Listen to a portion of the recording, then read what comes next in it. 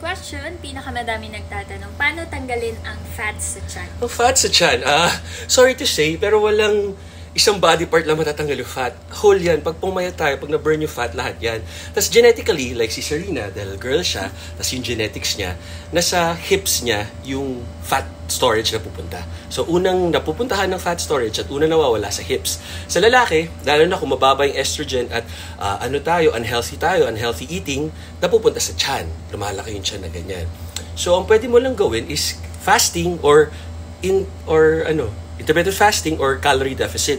Pero pag bibilangin nyo yung mga grams, huwag nyo na i-complicate yung sarili nyo. Sara lang natin bibig natin. Kasi 1 gram of carbs is for calories. Ang protein, 1 gram of protein, 4 calories. Ang 1 gram of fat is 9 calories. Ang 1 ounce or gram of alcohol is 7 calories. So, if you don't know, now you know.